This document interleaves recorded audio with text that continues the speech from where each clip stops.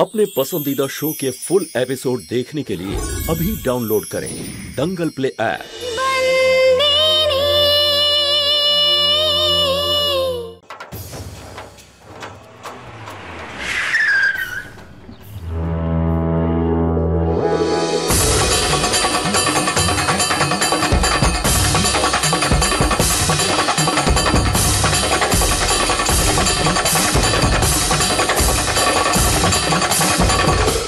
अरे उर्मिला देवी। अरे मिस्टर माहिया बंशी আপনি আপনি তো ফোন করে আমায় বললেন যে অনামিকার জ্ঞান ফিরে গেছে, সে কারণে আমি এখানে এসেছি। হ্যাঁ, ও নিজের ঘরেই আছে। কিন্তু ওর ঘরে তো আমি ওকে দেখলাম না। কি আপনি কি বলছেন? ও ঘরে না থাকলে কোথায় যাবে? সেটা আমি কি করে বলতে পারবো, সেটা তো আপনারা বলবেন। তাছাড়া আপনি বলেছেন ওর শরীর খুব দুর্বল, তো এই মুহূর্তে গেল কিভাবে? হ্যাঁ মিস্টার মাহিয়া বংশী, অনামিকার জ্ঞান ফেরার পর ও নিজে আমাকে বলেছিল যে ওর সবকিছু মনে পড়ে গেছে। মনে হয় ও নিজের বাড়িতে চলে গেছে। নিজের বাড়িতে চলে গেল? মিস্টার মাহিয়া বংশী, এটা তো খুব সাধারণ ব্যাপার। এই অবস্থায় এত বছর কোমায় থাকার পরে, আপনজনদের থেকে দূরে থাকার পরে যখন কোনো মানুষের সবকিছু মনে পড়ে যায়, তো সবার আগে সে তাদের সঙ্গেই দেখা করতে চায়। সেই জন্য মনে হয় ও নিজের বাড়ি চলে গেছে। আপনি চিন্তা করবেন না। জয় শ্রীকৃষ্ণ। হ্যাঁ,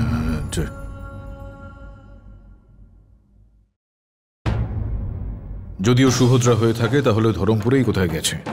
এবার এটা প্রমাণিত হয়ে যাবে যে ও সুভদ্রা নাকি না।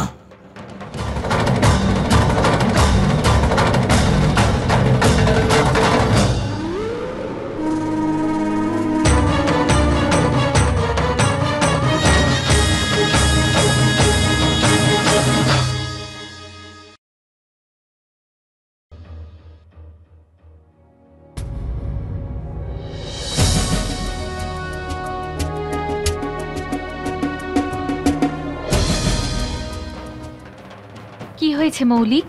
খুব চিন্তায় আছিস মনে হচ্ছে। কার ফোন রে? তুই তো জানিস যে প্রত্যেক বছর ডান্স প্রোগ্রাম অ্যাটেন্ড করার জন্য তরুপিসি ব্যাঙ্গালোর যান। হ্যাঁ, তার জন্যই তো গেছে। সব ঠিক আছে তো রে? না, ওখান থেকে ফোন এসেছিল। তরুপিসিকে ওখানে সবাই ডান্স করার জন্য ফোর্স করে, আর তরুপিসিকে করতে হয়। আর তরুপিসি ওখানে পিছলে যায় আর ফ্র্যাকচার হয়ে যায়। অন্তত এক সপ্তাহ তরুপিসি আর এখানে ফিরতে পারবে না। তোর সাথে কথা হয়েছে ওনার? না, তরুপিসি হসপিটালে রয়েছে আর কারোর সাথে কথা বলতে পারবে না। ওনার একটা ফ্রেন্ডের ফোন এসেছিল আমাদেরকে ইনফর্ম করার জন্য।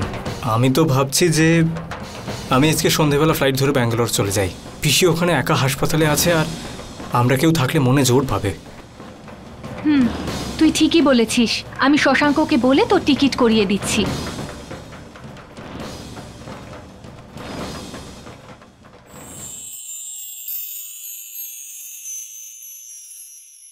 কি হলো মালিক, আপনার সাথে দেখা হয়েছে ওনার? কিছু বললেন উনি? এটার মানে এখন এই দাঁড়াচ্ছে যে অনামিকা এখানে আসেনি।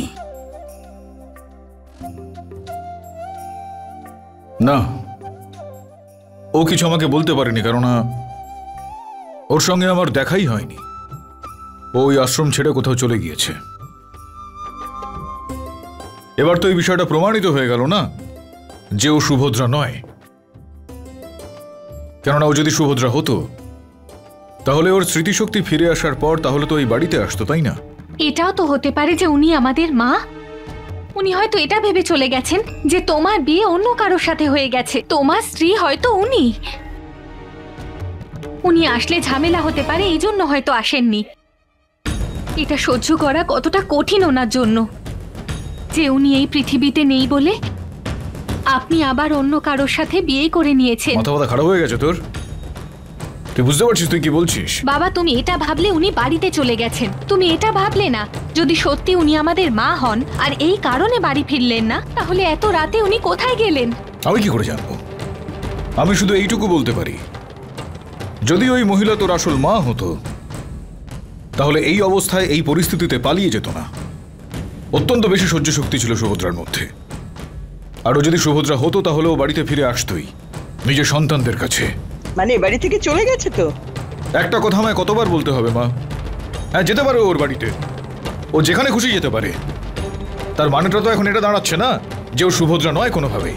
আর এই বিষয়টা নিয়ে আমি এখন আর কোনো রকম কথা বলতে চাই না। ব্যাস, এই সন্তরি, দাঁড়িয়ে আছিস কেন? চুপচাপ চা নিয়ে আয় তো, যা। হে ভগবান, তোমায় অনেক অনেক ধন্যবাদ। আমার শান্তুকে তুমি বাঁচিয়ে দিয়েছো। যতক্ষণ না এই সত্যিটা নিজের কানে শুনি আমি এটা মানব না। যদি উনি আমাদের মা নন তাহলে আমাদের ব্যাপারে এত কিছু জানেন কি করে?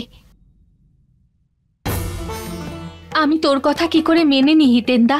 আমি আমার মনকে অনেক বুঝিয়েছি যে তোর মতো আমিও মেনে নি যে উনি আমাদের মা নন, কিন্তু ওই মহিলা সেই সব কথা জানেন যা শুধুমাত্র মা জানতো। যাই হোক না কেন, ভালো হয়েছে ওই মহিলা এখানে নেই। যদিও সুভদ্রা মা হতো আর এখানে চলে আসতো তাহলে আমাদের সত্যিটা তো সবাই জানতে পেরে যেত, আর একই মুহূর্তে আমি মৌলিক মাইয়াবাংশী থেকে মৌলিক বাঘেরা হয়ে যেতাম। সমস্ত সম্পর্ক, এই বাড়ি, সবকিছু ছেড়ে যেতে হতো। তুই এই ব্যাপারটা নিয়ে কিন্তু একটু বেশি ভাবছিস কাদ্দু। তুই এটা মেনে নে যে উনি আমাদের মা নন। হিতেন্দা ঠিকই বলছে। আমাদের সবার থেকে বেশি বাবা মাকে চিনত। বাবারই যদি বিশ্বাস না হয় যে ওই মহিলা আমাদের মা, তাহলে ওর পেছনে নিশ্চয়ই কোনো কারণ আছে। এসব নিয়ে ভাবা ছেড়ে দিলেই বরং আমাদের পক্ষে ভালো হবে। আমি এখন আসি, সুরাট থেকে ফ্লাইট ধরবো। মা একবার, তরু পিসি একবার ঠিক হয়ে গেলে আমরা ফিরে আসবো। তরু পিসিকে যদি মা বলিস তাতে অস্বস্তির কি আছে?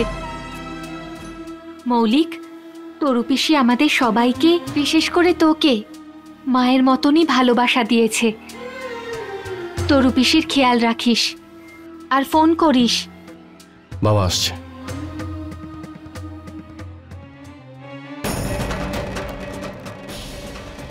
তুই তৈরি হয়ে গেছিস তো? এই নে, টাকাটা রাখ। বাবা, এত ক্যাশ? আমার কাছে ক্রেডিট কার্ড রয়েছে তো। হ্যাঁ হ্যাঁ, ভালো করেই জানি আমি। অনেক বড় মানুষ হয়ে গিয়েছিস তুই। সব ব্যাংকের ক্রেডিট কার্ড রয়েছে এই বাবুর কাছে।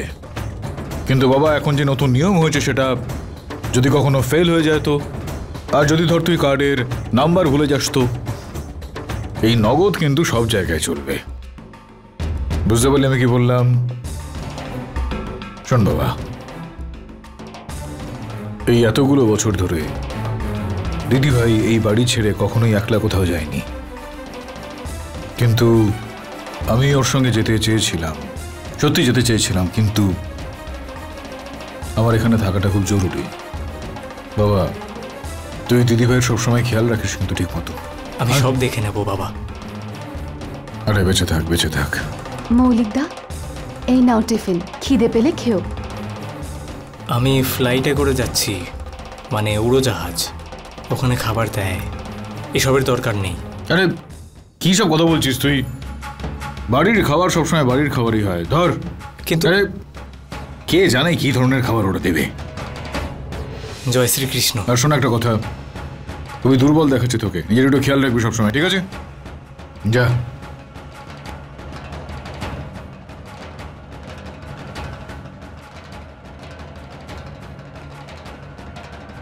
ওম ভূর্ভুবস্বঃ তৎসবিতুর্বরেণ্যং ভর্গো দেবস্য ধীমহি ধিয়ো यो নঃ প্রচোদয়াৎ। মালিক, আপনি? আমি আপনার জন্য। আরে বস বস বস বস। তোর কি মনে হয় বলতো যে আমি সকাল সন্ধ্যা রাত সবসময় শুধু চাই খাই নাকি? তাহলে কি হলো? আরে বাহ, দারুণ হয়েছে তো এটা। দে, আমিও একটা করে তোকে দেখাই। কিন্তু মালিক, আপনি আপনি ছাড়ুন না, আমি করে দেব। তোর কি মনে হচ্ছে আমি এটা করতে পারবো না নাকি? পারবো আমি এটা করতে। এর আগে যখন সবসময় সুভদ্রা এগুলো করতো না, আমি সবসময় ওকে সাহায্য করতে করতেই শিখে গিয়েছি। চল তুই এবার ফটাফট কর, আমি তোকে সাহায্য করছি। আমি এই দিকটা রং করছি, তুই ওই দিকটা রং কর। শুরু কর। তুই কি জানিস এটা? আমি এটাও ভেবেছিলাম যে সুভদ্রা চলে যাওয়ার পর এই বাড়িতে কখনোই তুলসী বিবাহ হওয়ার কোনো রকম সম্ভাবনা নেই, কিন্তু এখন দেখছি আমি সবই নিয়তির খেলা, যে কালকে তুলসী বিবাহ রয়েছে এবং আমি তোর সঙ্গে বসে পুজোও করব। আমার মাঝে মধ্যে মনে হয় যে এই যে তুই আমার কাছে এসেছিস, তোকে বোধ হয় সুভদ্রা ইচ্ছা করেই পাঠিয়েছে আমার কাছে, বুঝতে পারলি? এই কি করলি এটা? হ্যাঁ মালিক, এটা ভুল করে হয়ে গেল। কিন্তু আমি একটা কাজ করছি, কাপড় নিয়ে আসছি।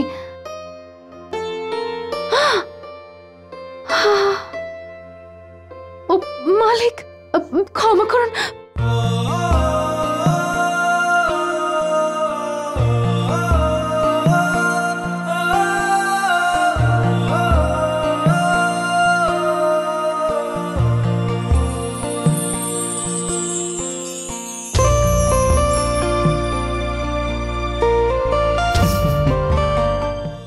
তুই কি বোকা বলতো? হ্যাঁ,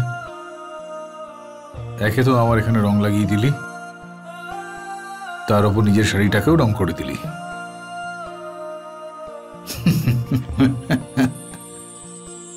ঠিক আছে, কোনো ব্যাপার না, এটাকে কিন্তু ঠিক করে দিতে হবে। চল ভেতরে যাই।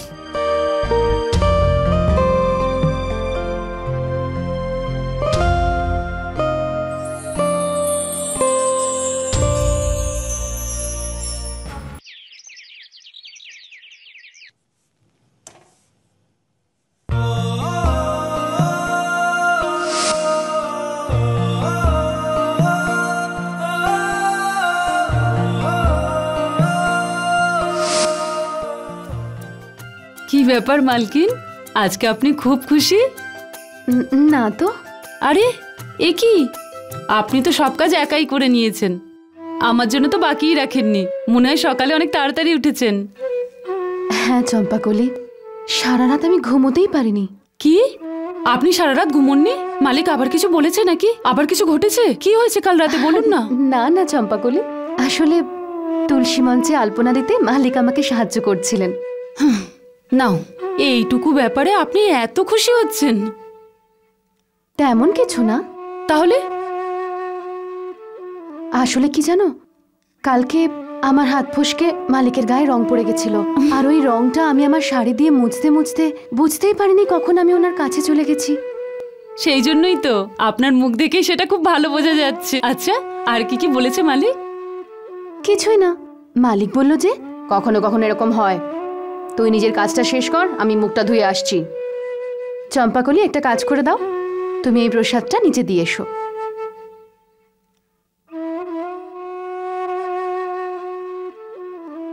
যাও না, তুমি ছাড়ো এসব, আমি করে নেব। আরে হ্যাঁ হ্যাঁ যাচ্ছি। আরে হ্যাঁ, আচ্ছা মালকিন, আপনি তো এটাই চান না যে মালিক আপনার সবসময় খেয়াল রাখুক?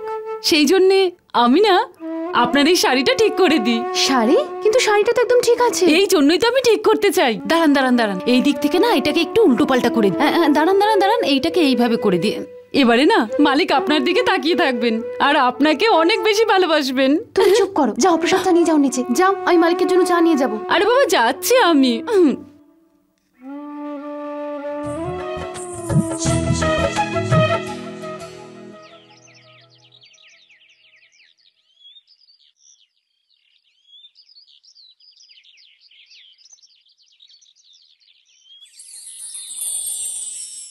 মালিক, চা।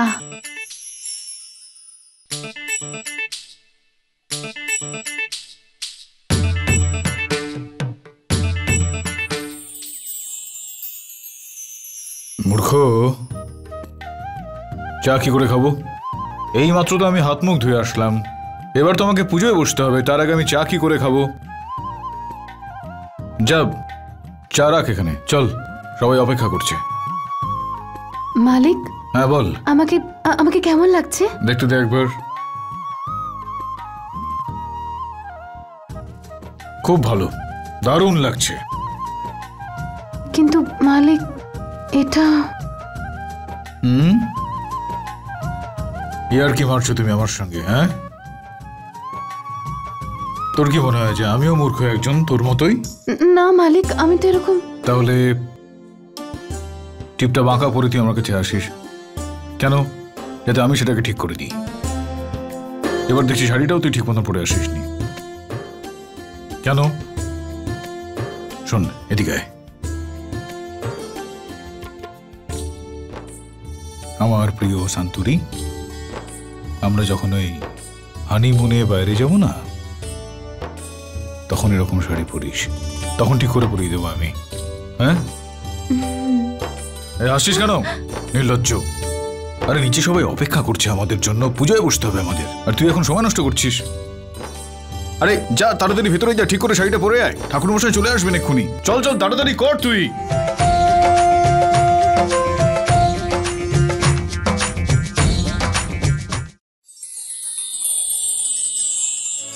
কি হয়েছে কাতু দিদি, কি ভাবছো? কই না তো। মায়ের কথা মনে পড়ছে?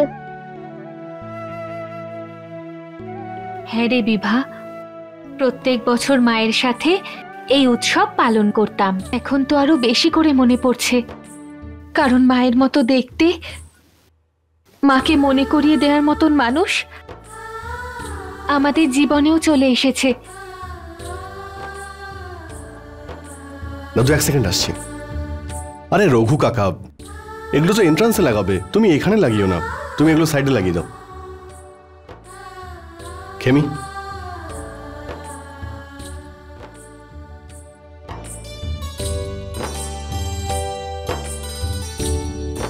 খেমি, তোমার গালে এটা কিসের দাগ?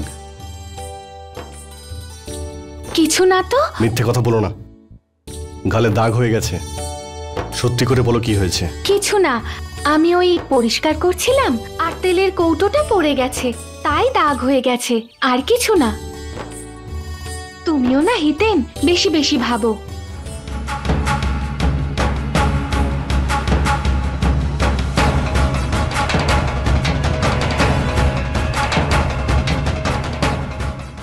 এতগুলো ফুল জোগাড় করেছি, আর কি লাগবে? না না, অনেক আছে।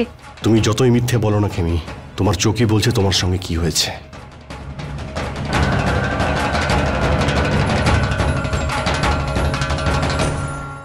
অর্জুন,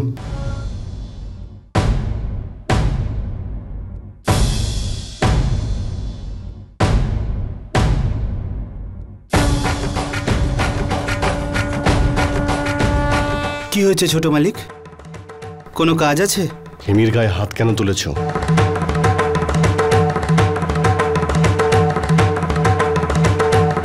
তাহলে স্বামী স্ত্রীর মধ্যে যে কি হয় সেটা তাহলে ও আপনাকে বলেছে? খেমি আমায় কিচ্ছু বলেনি অর্জুন, আর এই কথাও কাউকে বলবে না সেটাও আমি জানি, কিন্তু ওর চোখ দেখে আমি সবকিছু বুঝতে পেরেছি। ক্ষমা করবেন আমাকে ছোট মালিক, ছোট মুখে বড় কথা। পরের স্ত্রীর মনের কথা বোঝার অধিকার আর সংসারে কোনো কিছু অশান্তি নিয়ে সেই ব্যাপারে স্বামীকে জিজ্ঞেস করার অধিকার সেটা আপনার নেই। অধিকার আছে, যখন আমার জন্য হয়েছে তখন অধিকার আছে।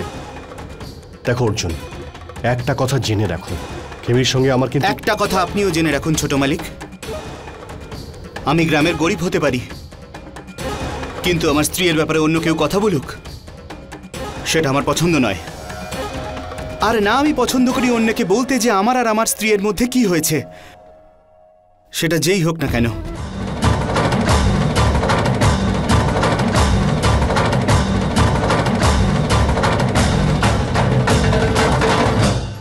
আরে তোমরা পুজোর জোগাড় করো, শান্তু কোথায় গেল? আরে একটু ধৈর্য ধরো মা, চলে আসবে এক্ষুনি। আরে এই ধরনের অনুষ্ঠান একটু তৈরি হতে সময় লাগে, তাই না?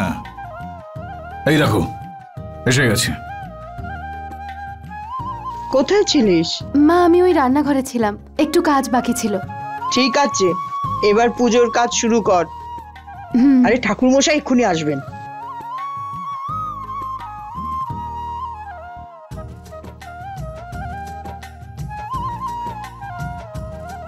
এই সন্তোরি, শাড়িটা তো দারুণ পরেছো।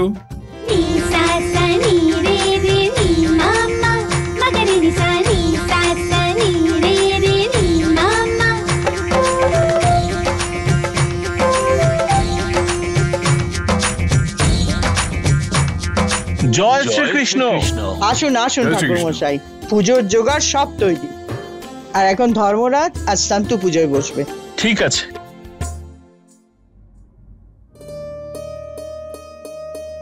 আপনিও চলে আসুন, আপনার স্বামীর বাদিকে আপনি বসুন মা, পুজো শুরু হবে।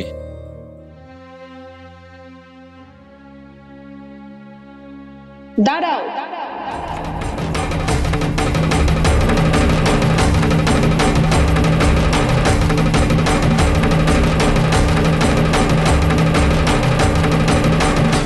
ওই স্থান আমার।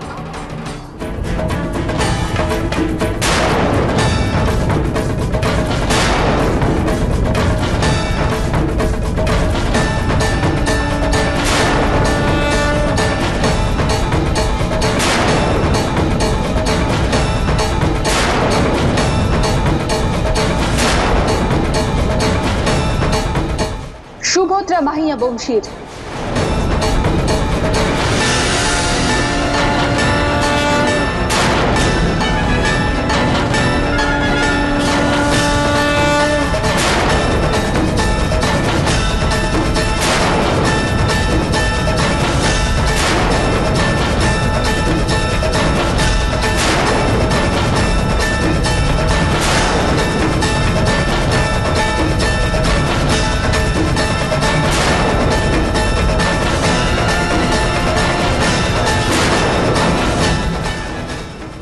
এবার এই বিষয়টা প্রমাণ হয়ে গেল তো যে সুভদ্রা নয়।